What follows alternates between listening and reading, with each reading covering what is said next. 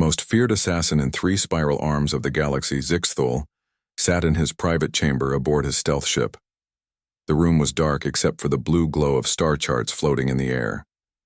His 4 eyes blinked in sequence as he reviewed the new contract that had just arrived. The payment offered was the highest he had seen in his 300 cycles of life. Such an amount meant the job was either extremely difficult or highly illegal. Perhaps both. Zixthul's thin fingers tapped the floating screen to open the target details. A face appeared, a human male with short brown hair and a serious expression. The name below read, Alan Carter, Earth Diplomat. A human? Zixthul muttered to himself. His thin lips pulled back in what passed for a smile among his species. This will be simple. Humans were newcomers to the galactic community. They had achieved faster-than-light travel less than a century ago. Most species viewed them with curiosity rather than respect. Their home planet was classified as a death world, Class 12, but many believed this was an exaggeration. The contract came from Counselor Vexmar of the Hegemony, one of the oldest powers in the Galactic Confederacy. The message attached was, clear. The human delegation must not be allowed to present their case for full membership at the upcoming council meeting. The Hegemony had controlled the rare metals trade for thousands of years. Earth was rich in these resources. If humans gained full trading rights, the Hegemony would lose its monopoly. Zixthul cared nothing for politics. Credits were credits, and this job would earn him enough to retire to a pleasure world if he wished. He sent messages to 3 of his most trusted team members. Each had worked with him for decades. Each was the best at what they did. Within hours, they arrived at his ship, which floated hidden in the shadow of New Arcturus's largest moon. Dracon arrived first. The tall, thin alien had skin that changed color to match his surroundings. He was a master of poisons who could create toxins that left no trace. He had killed targets from 50 different species without fail. A human target? Dracon asked as he studied the file. I will need to research their biology. I have never poisoned a human before. Next came Lithia. Her black eyes showed no reflection, seeming to absorb all light. She moved without sound, her 6-jointed legs allowing her to walk on walls and ceilings with ease. She was known as the Shadow Walker among assassins. Their security measures? She asked in her whisper-soft voice. Standard Confederacy protocols for the Stellar Embassy, Zixthul answered. Nothing we haven't beaten before. Last to arrive was Quor. The bug-like alien's head was twice the size of his body, filled with a brain capable of hacking any computer system. His thin arms ended in manipulators that could interface with any technology. Their planet is classified as a death world, Quor noted, his mandibles clicking together nervously. Should we be concerned? Zixthul waved a dismissive hand. Propaganda. Their gravity is slightly higher than standard. Their atmosphere has more oxygen, nothing we haven't adapted to before. He brought up the holographic image of the Stellar Embassy, where the Earth delegation would stay. The building was supposed to be one of the most secure in the galaxy, but Zixthul had infiltrated better. The human delegation arrives tomorrow, he told his team. 3 members only: Alan Carter, lead diplomat, Dr. Samantha Reed, xenobiologist, and Jack Murphy, security. Only one security? Lithia asked, her head tilting in surprise. They are new to the galactic stage, Zixthul explained. They do not yet understand the dangers. This will make our job easier. For the next several hours, they planned their approach. Quor would hack the embassy's security systems. Lithia would enter the building through the ventilation system. Dracon would prepare a toxin that would kill all 3 humans but appear as a natural reaction to the alien environment. Zixthul would oversee everything from their ship. We strike tomorrow night after the opening ceremonies, Zixthul decided. The targets will be tired. Their guard will be down. As his team prepared, Zixthul reviewed what little information existed about humans. Their planet had large oceans, vast forests, and extreme temperature variations. They were omnivores with surprising endurance. Nothing that concerned him. The next day, Zixthul watched the arrival ceremony from a hidden location near the embassy. The human delegation stepped off their ship, blinking in the bright light of New Arcturus's twin suns. Alan Carter walked in front, a man of average height with a confident stride. He smiled and waved at the gathered diplomats from 100 worlds. Dr. Reed followed, her eyes wide as she took in the alien architecture. She carried scanning equipment and seemed more interested in the building than the ceremony. Last came Jack Murphy. Unlike the others, he did not smile. His eyes never stopped, moving, scanning the crowd, the buildings, the sky. He walked with the careful steps of a predator, though few would recognize this posture among the varied forms of alien life present. Zixthul felt a small chill run down his spine as Murphy's gaze passed over his hiding spot. Impossible. No one could see through his cloaking technology. The security one, Lithia's voice came through his communicator. He moves differently. All species move differently, Zixthul replied, dismissing his moment of concern. Focus on the plan. As darkness fell over New Arcturus, the team moved into position. Quor connected to the embassy's computer systems from a nearby building. Lithia scaled the outer wall, invisible in the shadows. Drykon prepared his special toxins in a hidden lab. Security systems identified, Quor reported, his voice excited. Standard Confederacy protocols with some modifications. I can bypass them in 20 minutes. Proceed, Zixthul ordered. He watched through Lithia's camera feed as she found an entry point on the roof. Everything was going according to plan. This job would be completed before the night was over. Then Quor's voice came through again, but different now, confused, almost afraid. Their personal devices. They're strange, he said, mandibles clicking rapidly. The security is... I've never seen anything like it. Primitive in some ways, yet unpredictably advanced in others. Just get it done, Zixthul ordered, feeling the first touch of uncertainty. I'm inside, Lithia reported, moving toward the human quarters. Zixthul watched through her feed as she crawled silently through ventilation shafts. She reached the first room, Carter's quarters, and peered through the grate. The room was empty. Target 1 not in his quarters, she reported. Check the other rooms, Zixthul ordered. Before she could move, alarms blared throughout the embassy. Lights flashed, security doors slammed shut. What happened? Zixthul demanded. Quor. It wasn't me, Quor's panicked voice replied. I didn't trigger any alarms. Then through Lithia's feed, Zixthul heard something that made his blood run cold. Laughter. Human laughter coming from somewhere in the darkness. Welcome to New Arcturus, a voice said, Alan Carter's voice. We've been expecting you. Zixthul stared at the screen in disbelief. How had the humans known they were coming? He had planned this mission perfectly. No one knew about the contract except his team and Counselor Vexmar. Lithia, get out of there now, he ordered through the comm. The ventilation shaft is sealed. Lithia's voice was calm, but Zixthul could hear the fear beneath her words. Something has blocked it from both sides. Quor, override the security systems. Open an escape route. I'm trying. Quor's mandibles clicked rapidly in distress. But their systems are fighting back. It's like they're changing as I work. This was not how missions went for Zixthul. In 300 cycles, he had never failed. He had killed targets in the most secure places in the galaxy. How could these humans new to space travel have outmaneuvered him? Drakon, status? Zixthul called.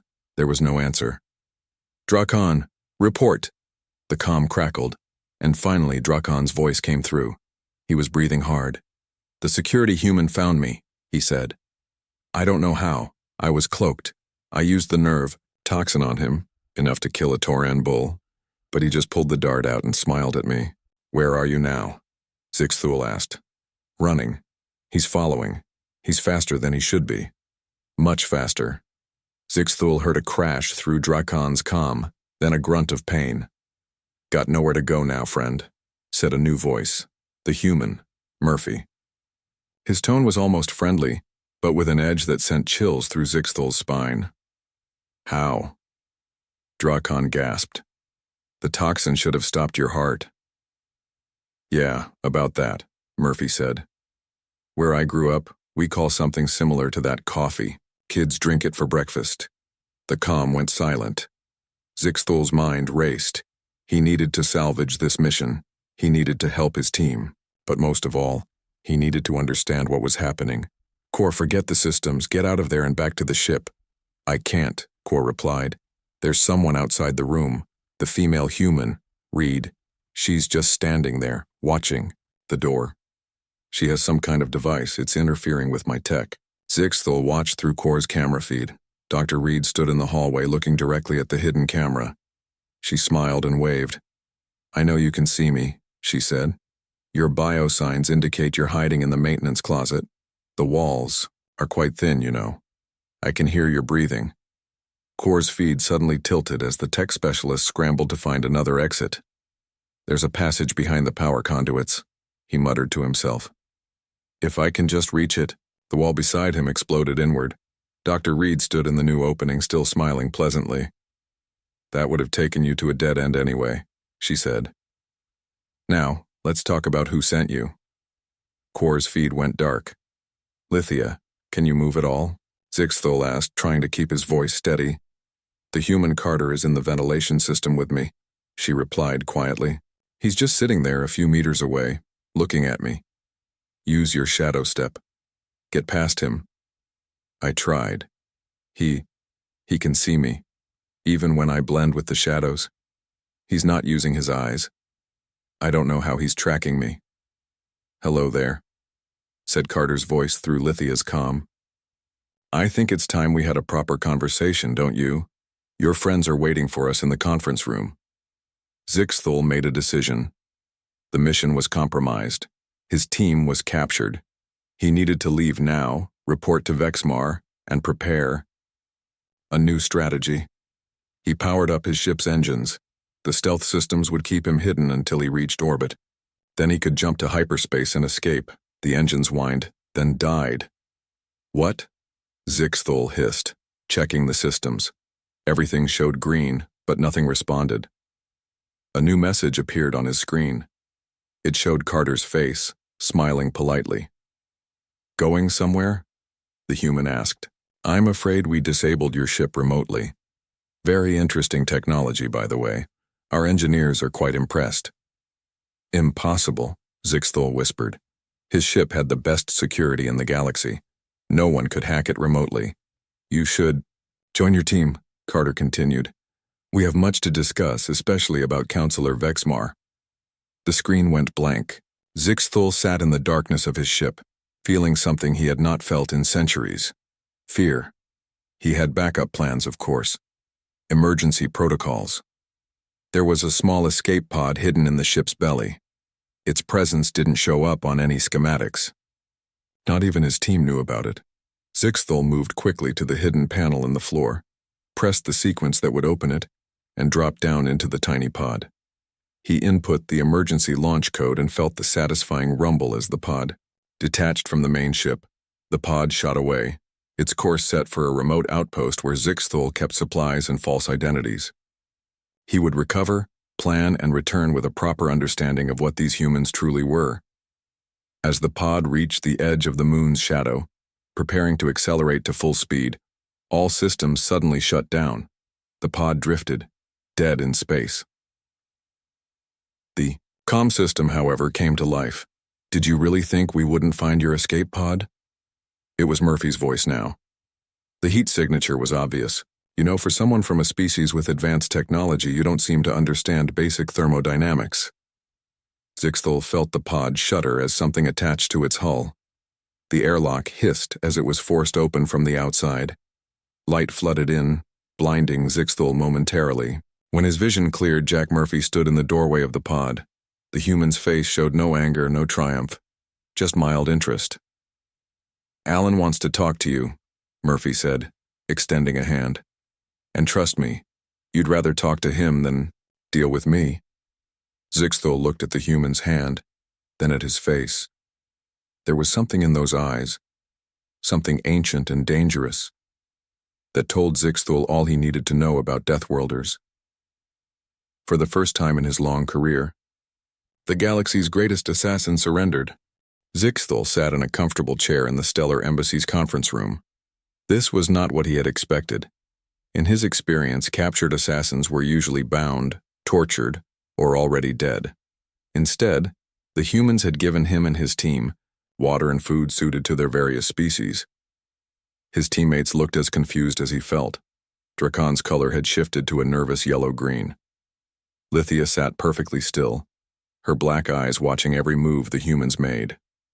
Quar's large head drooped in defeat, mandibles clicking softly. Alan Carter entered the room, followed by Dr. Reed and Murphy. Carter sat across from Zixthal while the others remained standing. "I believe we should have an honest conversation," Carter said. His voice was calm and friendly. "You were hired to kill us. We'd like to know why." Zixthal remained silent.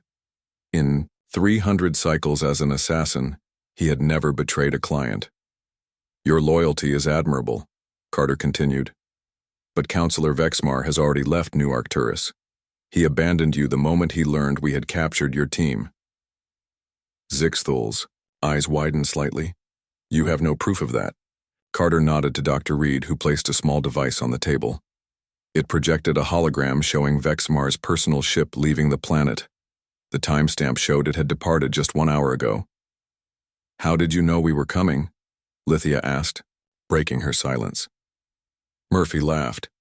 "You announced yourselves the moment you entered the system."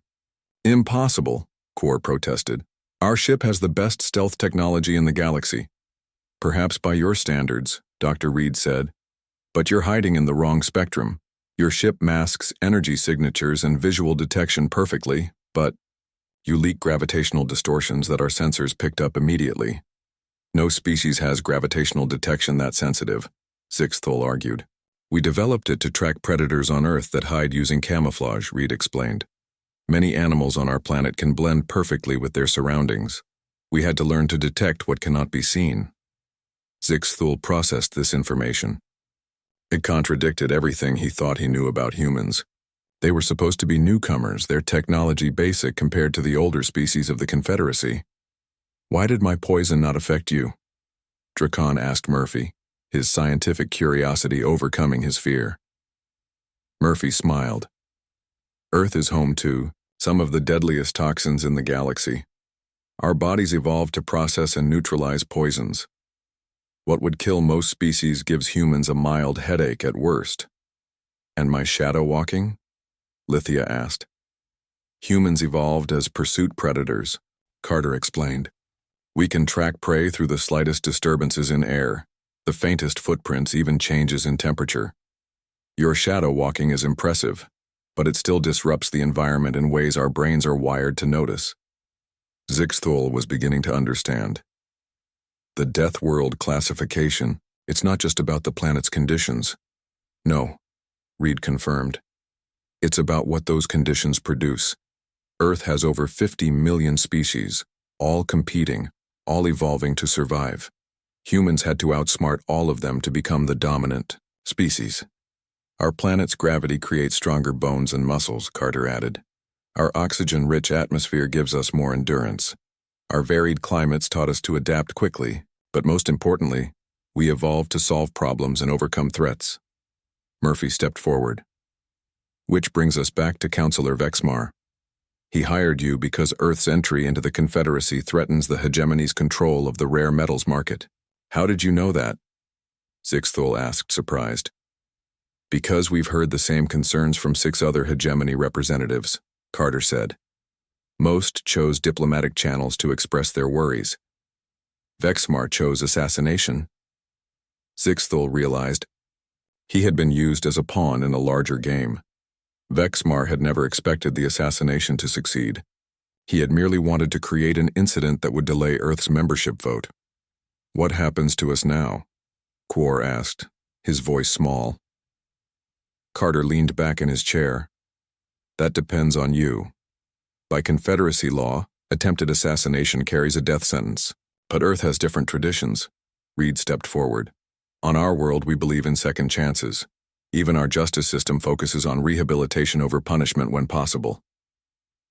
"You would just let us go?" Drakon asked, disbelieving. Not exactly, Murphy said. We have a proposition. Carter nodded. The Confederacy's security protocols are clearly inadequate if professionals like you can bypass them so easily.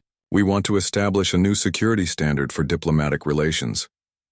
And you want us to help? Zixthul was stunned. Who better than the galaxy's best infiltration team? Carter smiled.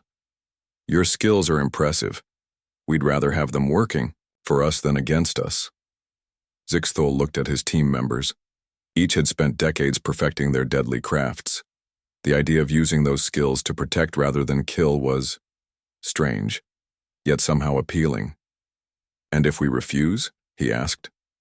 Then, you will be turned over to Confederacy justice, Carter said simply.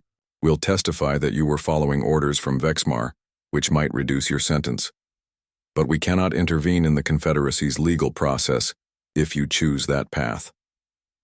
The room fell silent as the assassins considered their options. Zixthul had never imagined his career ending like this. He had expected to die on a job someday, or retire wealthy after a few more decades, not to be captured by a species he had underestimated so completely. Why would you trust us? Lithia finally asked. We tried to kill you. Trust must begin somewhere, Carter replied.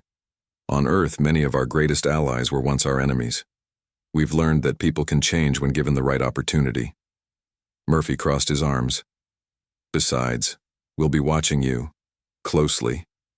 The way he said it sent a chill down Zixthul's spine. He had no doubt that these humans, these Deathworlders, could find him anywhere in the galaxy if they wanted to. What about Vexmar? Quor asked. He will not be pleased if we work with you. Leave Vexmar to us, Carter said. The evidence of his plot will be presented to the full council tomorrow. His political career is over. Zixthul looked at each of his team members. Slowly, they all nodded. We accept your offer, Zixthul told Carter. The human smiled and extended his hand across the table. Zixthul hesitated, then reached out to shake, it copying the human gesture he had seen in his research. Welcome to Earth's Diplomatic Security Initiative, Carter said. I think we're going to learn a lot from each other. Zixthul realized that for the first time in centuries he felt something new, curiosity about the future. These humans were unlike any species he had encountered. Perhaps working with them would be more interesting than killing for credits, and, deep down, he knew one thing for certain. He never wanted to be on the wrong side of a Deathworlder again. The next morning, Zixthul and his team stood at the back of the Grand Council chamber. The room was filled with representatives from hundreds of worlds. At the center was the speaking platform where Alan Carter now stood, addressing the council.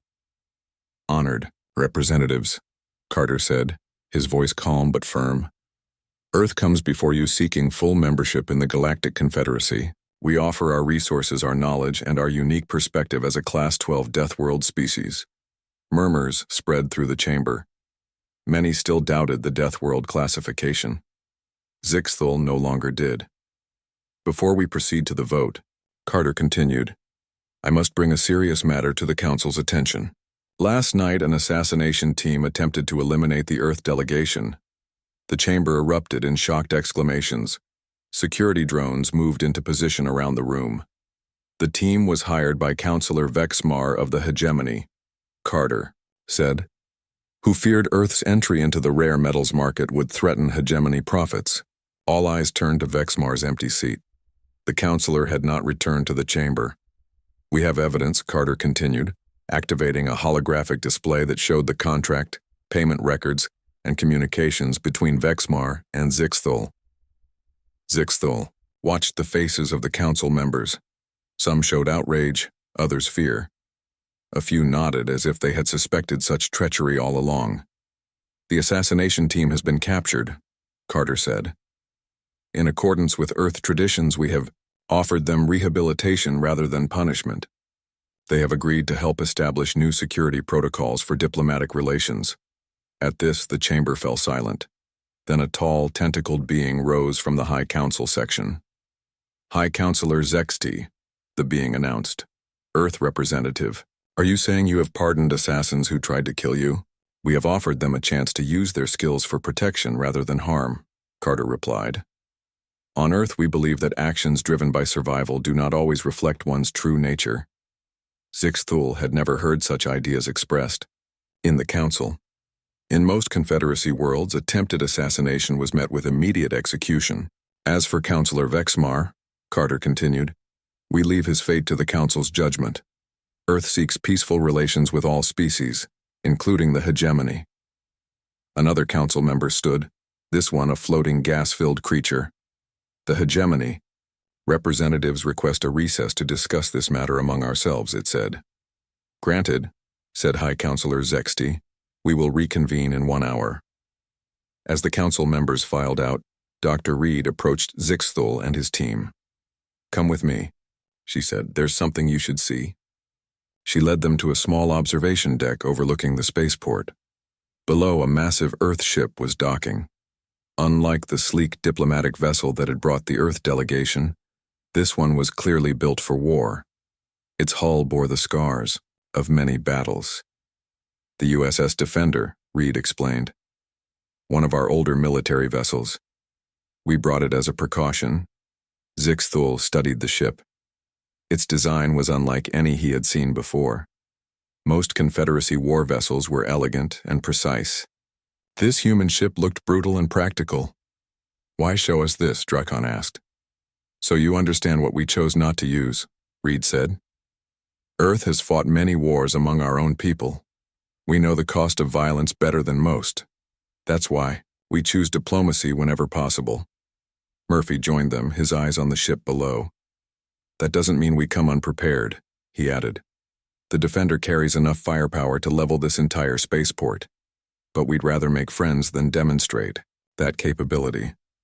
Zixthul understood the message. The humans were showing both their strength and their restraint. Your species is full of contradictions, Lithia observed. You evolved as predators, yet you offer mercy to those who threaten you. Perhaps that's what happens when predators develop. Empathy, Reed suggested. We understand the drive to hunt to survive at any cost, but we also understand the value of cooperation. When they returned to the Council chamber, the seats were filled once again. The hegemony section had a new representative in Vexmar's place.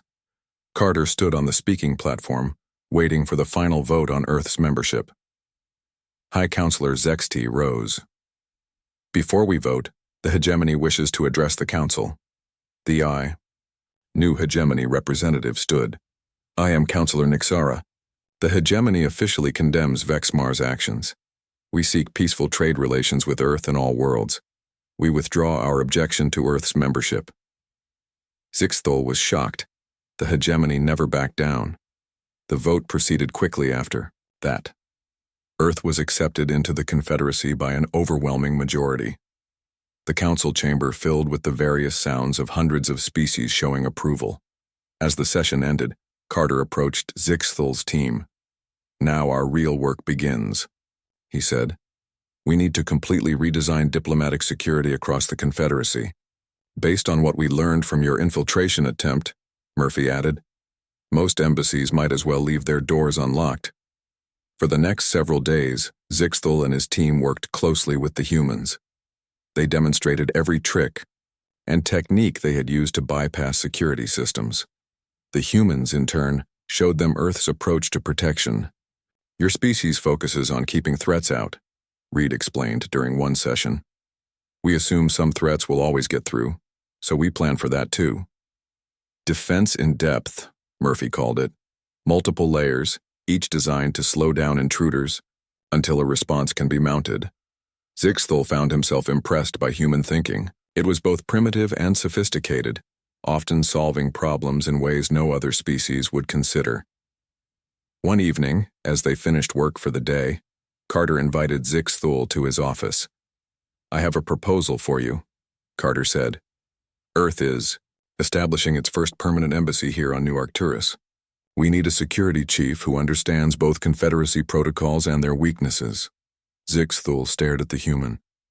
You want me to protect your embassy after I tried to kill you? Who better? Carter smiled.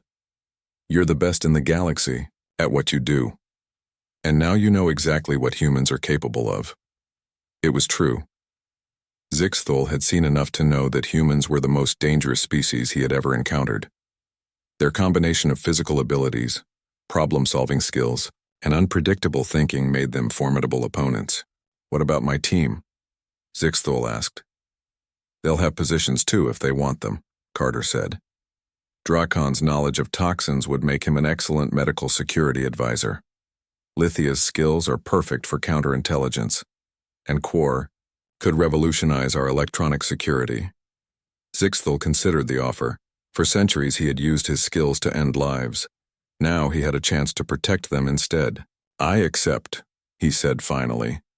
Carter extended his hand, and this time Zixthul shook it without hesitation. "Welcome to the Earth Diplomatic Corps," Carter said. "I think this is the beginning of an interesting partnership." 1 year passed since Earth joined the Galactic Confederacy. Zixthul stood on the observation deck of the new Earth Embassy on New Arcturus. The building was unlike any other embassy in the diplomatic district.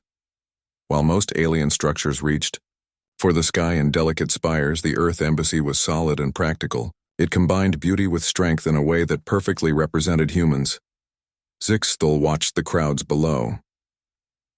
As chief of security, he had transformed diplomatic protection throughout the Confederacy. His team had integrated their knowledge with human methods to create something new and effective. Lithia appeared silently beside him, her dark form barely visible even to his 4 eyes. "The delegates from the hegemony have arrived," she reported. "No weapons detected, no unusual technology." Zixthul nodded. Relations with the hegemony had improved since Vexmar's plot was exposed. The new leadership had established fair trade, agreements with Earth for rare metals. Both sides benefited. "And our special guest?" Zixthul asked. "Arriving now," Lithia replied. "Quor is monitoring all approaching vessels." Today was important. For the first time, a human ship had traveled to the far side of the galaxy and returned with new trade agreements from species the Confederacy had never contacted before. The captain of this mission was arriving for a special ceremony. Zixthul's communicator buzzed. It was Drakon. "Security sweep complete," the Poison Master reported. "All food and drink samples are safe for all species attending." "Good," Zixthul replied. "Join me in the main hall." The Earth Embassy's main hall was filling with representatives from dozens of worlds. Some came out of respect, others from curiosity. Earth had made a strong impression in just 1 year. Alan Carter stood at the center of the room, greeting guests. Beside him, Dr. Reed was explaining Earth culture to a group of floating gas beings. Murphy watched from a corner, his eyes constantly scanning for threats, but his posture relaxed. Zixthul approached Carter. "Everything is secure. The captain's shuttle will dock in 10 minutes. "Excellent," Carter smiled. "Any word from our friends in the Assassin's Guild?" This was their private joke. Shortly after becoming security chief, Zixthul had sent a message to all Assassin's Guilds across the galaxy. His recommendation had been simple: do not accept contracts on humans. The warning had spread quickly, especially after detailed reports of his team's capture became known. "They send their regards," Zixthul replied dryly. "Contract requests against humans have dropped to 0. Carter laughed. "Good to know, though I suspect some will try eventually." "Let them," Murphy said, joining them. "We could use the practice." Soft tones sounded throughout the hall. The captain's shuttle had docked. The crowd moved toward the main doors, eager to see the hero who had expanded Confederacy influence without firing a single weapon. The doors slid open. A human woman walked in, wearing the blue uniform of Earth's exploration fleet. She moved, with the same confidence Zixthul had come to recognize in all humans from Earth. "Captain Susan Mitchell," Carter announced, "the first human to make contact with the species of the Outer Arm." The crowd applauded in their various ways. Mitchell nodded respectfully to the gathered representatives. "Captain Mitchell will now present her report on the diplomatic mission to the Outer Arm," Carter continued. Mitchell stepped onto the speaking platform. Images appeared around her, showing strange new worlds and alien species unlike any in the known Confederacy. "We encountered 12 previously unknown civilizations," she began. All have agreed to open diplomatic relations with the Confederacy. She described each new species, their cultures, and their technologies. Some were primitive by Confederacy standards, others had advances that even the oldest Confederacy members found impressive. "How did you convince them all to join?" asked a representative. From a world known for its cautious diplomacy, Mitchell smiled. "We didn't ask them to join. We offered to connect them, to facilitate trade and cultural exchange without requiring them to change their ways." This was not how the Confederacy usually expanded. Typically, new members had to adapt to Confederacy standards and protocols. Approach was quite effective, Mitchell continued. When species don't feel threatened, they're more willing to cooperate. Zixthul noticed how the Confederacy representatives reacted to this. Some seemed confused, others thoughtful. The humans were changing how diplomacy worked, just as they had changed security protocols. After the presentation, the reception began. Food and drinks suitable for all attending species were served. Music from Earth played softly in the background. Zixthul found himself approached by High Counselor Zexty. "An impressive year for Earth," the High Counselor said. "Your new security protocols have prevented 3 major diplomatic incidents already." "The humans have a unique perspective," Zixthul replied. "They see threats differently because their world taught them different lessons." "Indeed." Zexty's tentacles moved thoughtfully. "There is talk of creating a new position on the High Council, a security overseer. Your name has been suggested." Zixthul was stunned. No former assassin had ever served on the High Council. "I am honored," he said carefully. "But I serve Earth now." "The position would serve all Confederacy worlds, including Earth," Zexty explained. "Consider it. We need your experience." As the High Counselor moved away, Murphy appeared beside Zixthul. "Sounds like a promotion," the human said. "Planning." "To leave us?" Zixthul shook his head. "My place is here. I have much to learn from Deathworlders still." Murphy laughed. "And we from you. That's the point, isn't it? Different species, different strengths." Across the room, Captain Mitchell was describing a dangerous situation her crew had faced on an unexplored world. The aliens listened with fascination as she explained how humans had adapted to extreme conditions that would have killed most species. "Will you accept the council position?" Murphy asked. Zixthul considered it. "Perhaps, if I can continue to work with humans." Earth would insist. "On it," Murphy assured him. "You've become our best ambassador to the assassin community." Later that evening, when most guests had departed, Zixthul met with his team. Drakon, Lithia, and Quor had all found purpose working with the humans. None regretted the change from killers to protectors. "I received a message today," Zixthul told them. "From an old client. They wanted to hire us for a job." "What did you tell them?" Quor asked, mandibles clicking nervously. "I told them we were no longer available," Zixthul said. "And I suggested they avoid any contracts involving humans." "Good advice," Lithia whispered. "Since meeting the humans, I've studied Earth's predators. Even their smallest creatures are remarkable." "The humans have a saying," Drakon added. "It's not the size of the dog in the fight, but the size of the fight in the dog." Zixthul watched through the window as Earth ships moved in the night sky. A year ago, he had seen humans as easy targets. Now he understood why veteran assassins ran when Deathworlders arrived. It wasn't just their physical abilities or their technology. It was their spirit, their endless adaptability, their ability to turn enemies into allies. And as the lights of New Arcturus reflected against the Earth Embassy's strong walls, Zixthul was glad he had learned that lesson without paying the ultimate price.